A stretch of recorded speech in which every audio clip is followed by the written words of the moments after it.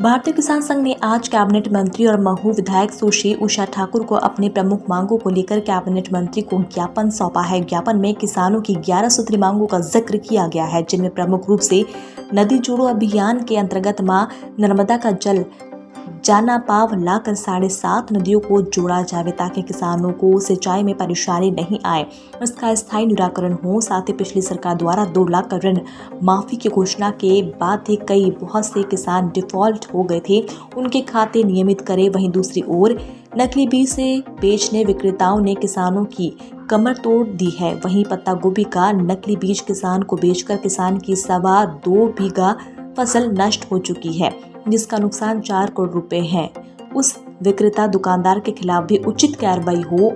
अन्य सहित मांगों को लेकर 11 सूत्री मांगे हैं, जिनमें ये प्रमुख बिंदु किसानों की है। वहीं मंत्री से भारतीय किसान संघ ने कहा कि महू में अवैध तरीके से मंडी चल रही है। सरकार ने करोड़ों रुपए खर्च कर डोंगर गांव में मंडी का निर्माण किया है। यहाँ किसानों के लिए सर्व सुविधाएं उपलब्ध है। वहीं महू में किसानों के लिए कोई भी सुविधा नहीं है। गंदगी का अंबार लगा रहता है और कैंटोनमेंट से कोई सुविधा नहीं है। फिर भी कैंटोनमेंट द्वारा हर महीने वसूली की जाती है। इस संबंध में जब कैंटोनमेंट के उपाध्यक्ष शिव शर्मा से पूछा गया तो महू में कोई सुविधा नहीं है तो फिर वसूली क्यों की जा रही है। अगर 40 किसान यहाँ मंडी लगाना चाहते हैं तो क्या आप सुविधा दे पाएंगे? तो उसका जवाब था कि कैंटोनमेंट के अध्यक्ष ब्रिगेडियर से पूछूंगा और बाद में बताने की बात कही।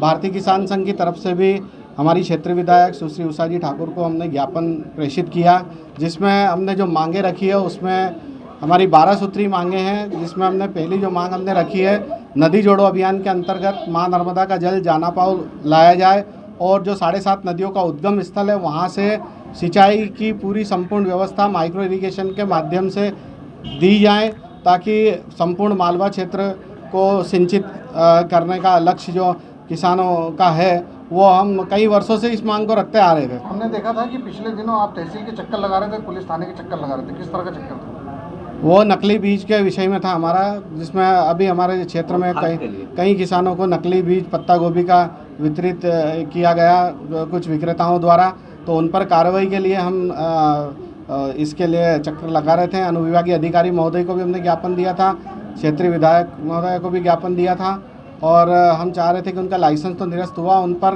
कठोर दंडात्मक कार्रवाई होकर के 420 का उन पर आपराधिक प्रकरण। तो क्या कार्रवाई हुई उन लोगों पर? अभी तक कोई कार्रवाई नहीं हुई। क्या चाहेंगे आप हमारे चैनल के माध्यम से? हम ये चाहेंगे कि उन पर आपराधिक मुकदमा दायर हो और जितने भी किसान जो पीड़ित हुए हैं इससे उन्हें क्षतिपूर्ति राशि उनसे दिलवाई जाए। यदि ये मांगों के साथ साथ 12 सूत्री मांगे आपकी पूरी नहीं होती तब आपको क्या आगे एक्शन होगा? हम आंदोलन करेंगे और अभी हमारा शक्ति प्रदर्शन भी है भोपाल में 22 तारीख को।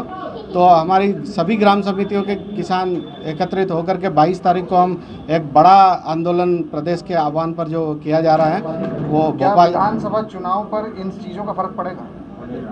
बिल्कुल पड़ेगा, बिल्कुल पड़ेगा। नाम बताइए आप। सुभाष पाटीदार, तहसील मंत्री, भारतीय किसान संघ महू। आज किसान संघ जो हमारे ही परिवार का अभिन्न हिस्सा है वो अपनी कुछ समस्याओं को लेकर यहाँ एकत्रित हुआ था।